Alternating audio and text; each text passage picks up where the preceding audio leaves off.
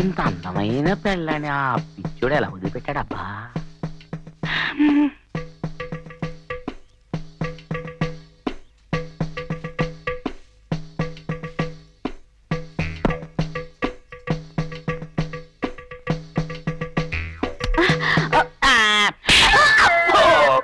ఎంత ధైర్యం రా నీకు? నా మీద చెయ్యత్తావా? అమ్మా అమ్మా సావిత్రమ్మ, నేను ఇది చెయ్యాలని చేయలేదమ్మా.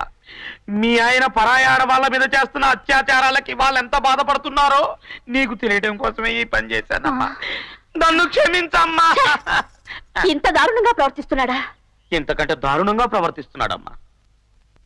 టెస్ట్లు అని ఎందరో అమాయకపు అమ్మాయిల్ని గర్భవతులు చేస్తున్నాడు. వాళ్ళొచ్చి కాళ్ళ మీద పడి అయ్యా మాకేదైనా దారి చూపించు అని అడిగితే వాళ్ళందరికీ తప్పుడు మందులు ఇచ్చి చంపేస్తున్నాడమ్మా.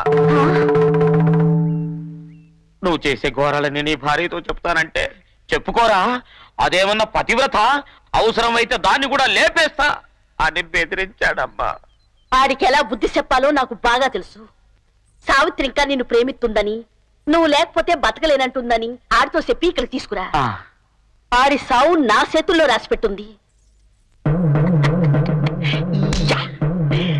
Operation success. ఆ తరువాత నీ చెయ్యి నా చేతిలో. సహోదరుడైన యేసుదాసు మరణించలేదు, ప్రభువునందు నిద్రించుచున్నాడు. ఇప్పుడు మీలో ఒకరు మృతుడి తరపున మాట్లాడుడి. మామయ్య, పెద్దవాడివి, నువ్వు మాట్లాడితే బాగుంటుంది. నా వల్ల ఏమవుద్ది పేడ. ఇప్పుడు పాల పుల్లయ్య గారు మాట్లాడతారు. నాకు భయం. మరి మరి ముఖ్యంగా అంతేకాకుండా కాబట్టి గేది పేడ అంటే ఒక గేదె ఎంత సెటదైనా, ఎన్ని కుమ్మినా, ఎన్ని తనినా, మరి సంతలోను సంతాప సభలోను దాని నుంచి మంచి చెప్పి సావాలి. వీటి గేదిగోనేట్రా బాబు.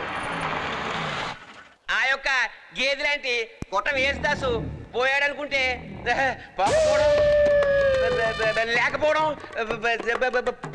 లేవలేకపోవడం. ఇప్పుడు ఏంట్రా మాట్లాడు.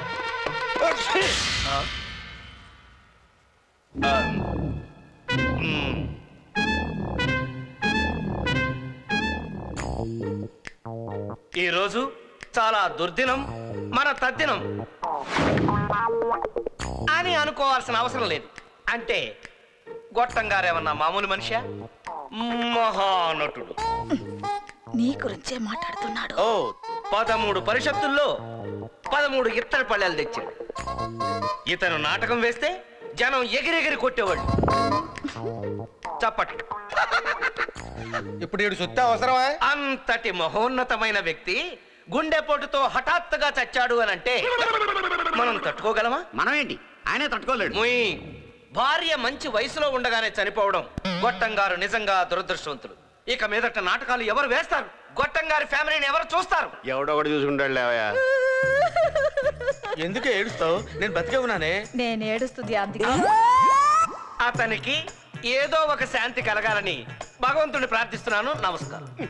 అబ్బా, ఇంకాసేపు శవాన్ని ఇక్కడే ఉంచితే శాంతి సంగతి దేవుడెరుగు. మనం ప్రశాంతంగా ఉండలేము. రండి సహోదరులారా, రండి. తలో చెయ్యి వెళ్ళండి. ఆ ఆఫీసర్ ఏంటి మళ్ళీ వచ్చాడు? శవవాసన పసిగట్టాడా? ఉండు, నేను పసిగడతాను. బుల్లబాయ్, మధ్యలో వాడేవాడు? వాడే లాటరీ ఇన్స్పెక్టర్. ఏంటి సార్ మళ్ళీ వచ్చారు? డబ్బులు తెచ్చేసారా? ఏం లేదండి, ఒక పేపర్ మీద వేలు ముద్ర తీసుకోవడం మర్చిపోయారు. ఇంటికి వెళ్తే చిన్నపిల్లడు మా బాబాయ్ చచ్చిపోయాడు, అందరూ చర్చికి వెళ్ళారని చెప్పాడు. అందుకే ఇక్కడికి వచ్చాను. ఇంతకీ లాటరీ తగిలిన షాకులో పోయాడా? భలేవరే, పోయింది చిన్న గొట్టం కాదు, పెద్ద గొట్టం. ఇంతకీ చిన్న గొట్టం గారు ఎక్కడ? అదిగో గుణపంలాగా. ఇప్పుడు నువ్వు యేసుదాసు గొట్ట, నీ భార్య ఆవిడ కాదు ఈవిడ. అవును సార్, పోయింది మా బావగారే. మరి లాటరీ ఈయనకి వస్తే ఆయన చచ్చిపోవడం ఏంటి? ఆయనకి రాలేదని మీరు వచ్చిన పని పూర్తి చేసుకొని త్వరగా వెళ్తే బాగుంటుంది. వీడేంటి ఇంత టెన్షన్ పడుతున్నాడు? నువ్వు చూడండి, మీరు నా గురించి ఏమీ ఇబ్బంది పడకండి. అంత్య సంస్కారాలు అయితే ఇక్కడే ఉండి ఆ తర్వాతే నా పని పూర్తి చేసుకుంటాను. మీరు కానివ్వండి.